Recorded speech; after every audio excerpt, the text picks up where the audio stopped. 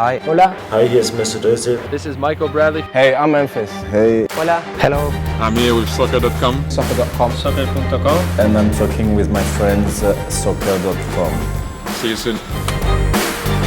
Hey guys, Josh from soccerreviewsforyou.com, bringing you my review plus on-feet video of the brand new Adidas Ace 16.1 Street Indoors in the limited edition Paris Pack colorway. Now, as you guys can see, just like the rest of the Paris Pack, it does come in a special all-white box. Pull the drawer open, and on the inside they do include a string bag to go along with the shoes. It's not a string bag that you can wear like a backpack. It just has strings at the top so you can seal the top of the bag. It's all white in color, no branding aside from this little Adidas tag that hangs off the side. Other than that, all you get inside the box, as you guys can see, are the shoes themselves. So we'll get these guys out of the box really quickly, and we'll take a closer look at the latest Ace 16 indoor model that is now available as part of the limited edition Paris Pack. Now, unlike the Ace 16 Plus Pure Control as well as the X16 Plus Pure Chaos, which both sold out pretty much on the same day that they released,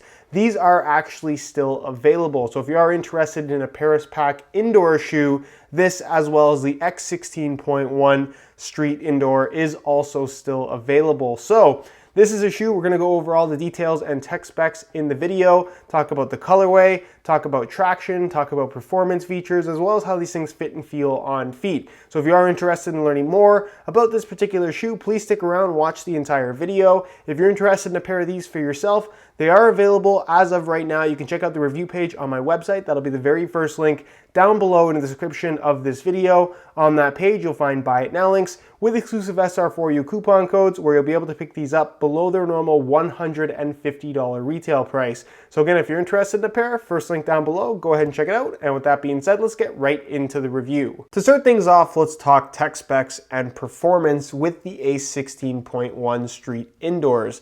Now, this is more or less Adidas' response to the Nike X line, which is basically an indoor variation of all their top-end mid-cut models. Then you have the Finales as well, which are also very, very good shoes. And the reason why I say that is this is definitely being marketed as more of an indoor/street soccer shoe. And also, it has a $150 retail price, which is the same price point as the majority of the Nike X models.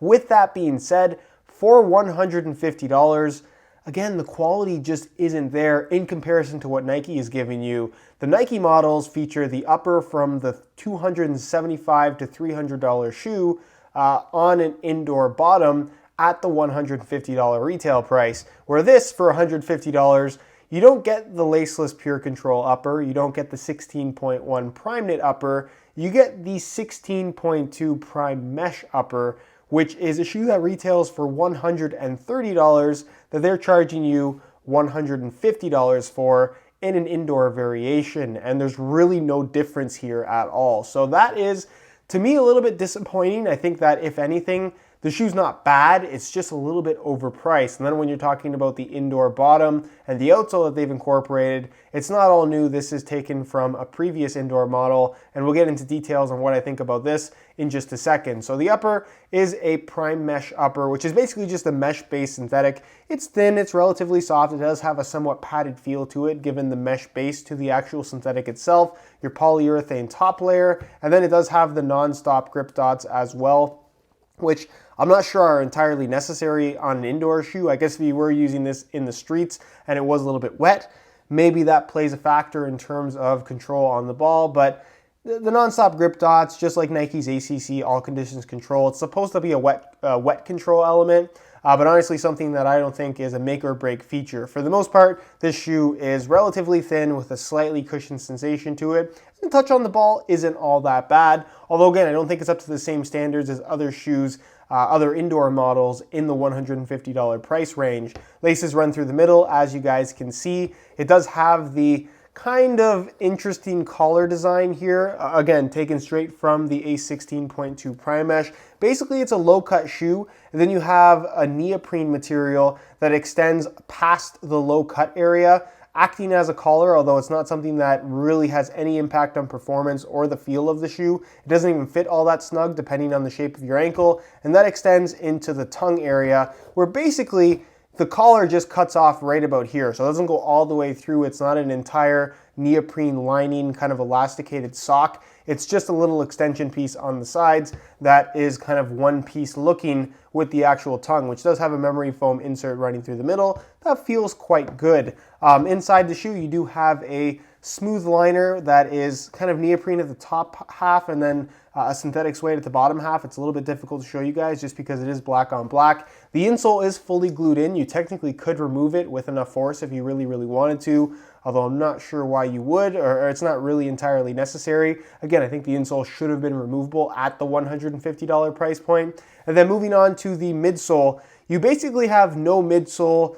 until the heel. There is something here on the outside, but for the most part, you're sitting right on top of the rubber base. This shoe is very thin, and it doesn't have any structure to it. There's no plastic within the actual midsole itself, so it's super low to the ground, super low profile. And then you do have some of their boost foam there in the heel, which is taken from a lot of their higher end running shoes. Boost foam is very good, although honestly on this particular indoor bottom, based on what I've used, including this shoe, it's not something that you really notice all that much, mainly because in a soccer shoe, you're on your toes the majority of the time, not on your heels. So again, it's in a spot where you're just not really gonna get that much benefit from it. At least in my opinion, that was my experience. As far as the bottom is concerned, this is the indoor variation, which is the only variation available. There is no turf model for this particular shoe.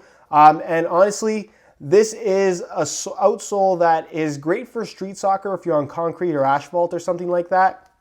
But on an indoor court, there just isn't enough tread pattern to this. On concrete, it seems to grip okay just because it is kind of a firmer rubber material. But on indoor courts, unless the court is exceptionally clean, they're just, like I said, there isn't enough here. It's almost like a completely flat rubber outsole, and it just gets clogged with dust really easily and doesn't provide all that much grip at all. It's actually just not very good from a traction standpoint, again, unless you're kind of on an outdoor concrete asphalt type environment, in which case it does get the job done. But if you're buying this shoe for the simple reason of using it on indoor courts, based on my experiences with it, honestly, the traction is not the greatest. So that's pretty much it as far as tech specs and performance features go. Again, you get the boost bottom and bottom traction pattern from a previous Adidas model, and then the upper from the A16.2 Prime Mesh at a premium price tag of $150. Is it worth that? Kind of something you have to determine for yourself. I guess if you have a pair of 16.2 Prime Mesh shoes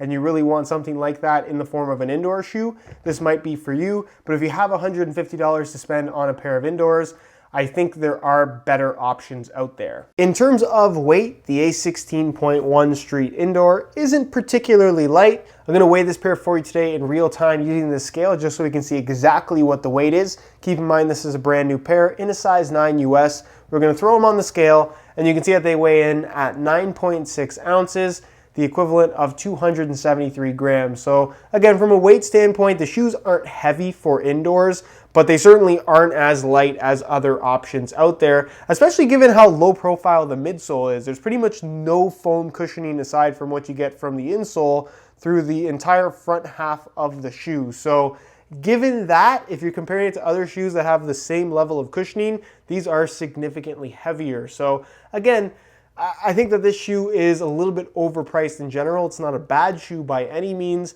but if you're looking for something that is specifically very lightweight, this is not what you want. When it comes to the aesthetics and general colorway of the shoe, I honestly don't think it looks all that bad. This is of course part of the limited edition Paris pack, so it does have the blue fade to black look with the kind of paint splatter graphic in orange running through the midfoot. Unlike the Pure Control, it doesn't really have like a metallic blue color. It's more of just a standard royal blue, which still looks pretty good. You do have the Adidas stripes that are gray and black as they have that kind of fade effect to it. Then you have the orange color, which is more orange than what you'll find on the Pure Control, where it's almost more of a bronze, although the graphic is broken up by the actual Adidas stripes a little bit.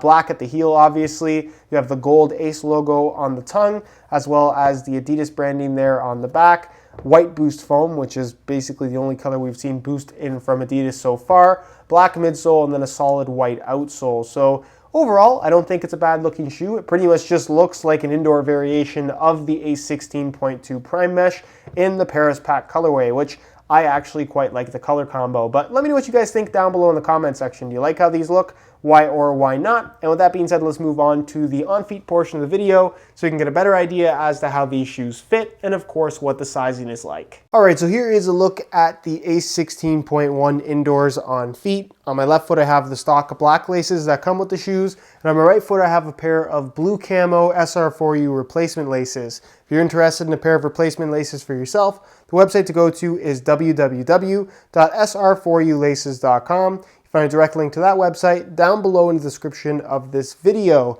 Now, in terms of how these things fit and feel on feet, they're actually pretty comfortable from right out of the box. The Prime Mesh upper, it's a mesh-based synthetic, it's relatively thin, it has some softness to it. There's not really much stiffness either, so the flexibility is quite good, especially given that you don't really have much of a midsole with this particular shoe. It's pretty much just a straight up rubber bottom to your foot, so the flexibility is very, very good. The fit of the shoe is pretty decent. It's got a little bit of a more roomy fit in the forefoot and toe box area, so some decent width there, whereas the midfoot definitely fits a lot more snug. Just like the Ace 16.1 Prime Knit, for example, the Adidas stripes actually act as reinforcement. It's not just there for branding, so that stiffens up that part of the upper, so when you do pull the laces tight, the midfoot does fit significantly more snug or tighter than what you'll find in the forefoot and toe box area.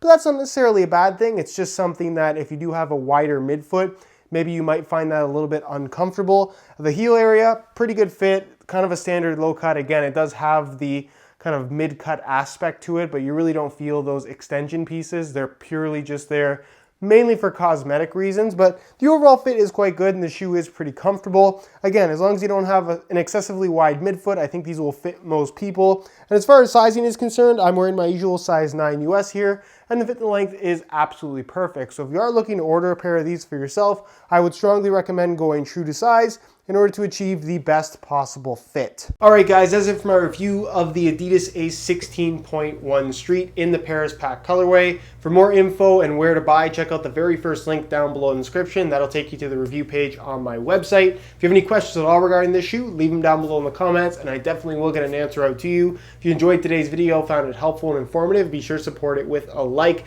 Subscribe if you haven't already for daily videos on all the latest and greatest soccer gear. You can find all my social media information linked in the description as well. And other than that, guys, hope you enjoyed today's video. And as always, thanks for watching.